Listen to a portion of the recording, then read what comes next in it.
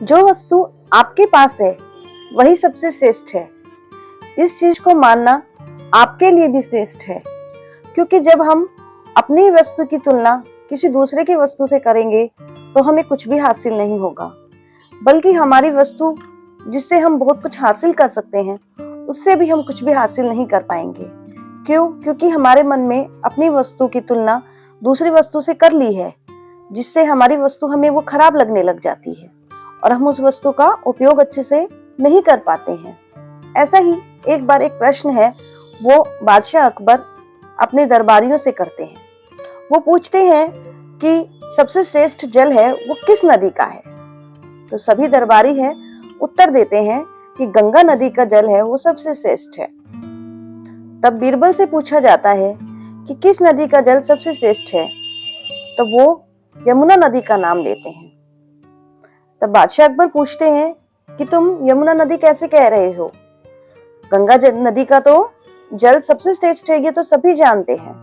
तब बीरबल अकबर से कहते हैं कि गंगा नदी का जल तो अमृत है, इसकी तुलना किसी से नहीं की जा सकती। यमुना हमारे राज्य की नदी है, इसका जल ही सबसे श्रेष्ठ है। जो जल हमारे राज्य में है, जो नदी हमारे राज्य में है, वही सबसे श्रेष्ठ है। इसलिए यमुना नदी का जल ही सबसे श्रेष्ठ है। अगर मैं यमुना नदी की तुलना गंगा नदी से करूंगा तो गंगा नदी ही श्रेष्ठ होगी, लेकिन मैं अपने राज्य की नदी को ही सबसे श्रेष्ठ मानता हूँ। अच्छा अकबर है वो खुश हो जाते हैं। तो देखिए फ्रेंड्स, हमें भी इस कहानी से यही पता चलता है कि जो भी हमारे पास है, चाहे वो कुछ भी है, वही सबसे श्रेष्ठ है। अगर हम उसकी तुलना अन्य वस्तु से करेंगे तो वो हमारे लिए भी अच्छा नहीं होगा, क्योंकि हमें सीमित साधनों से ही, जो हमारे पास साधन है उन्हीं से ही अपने लक्ष्य को पाना है।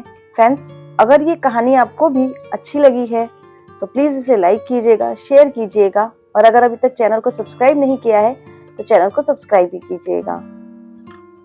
हर हर महादेव।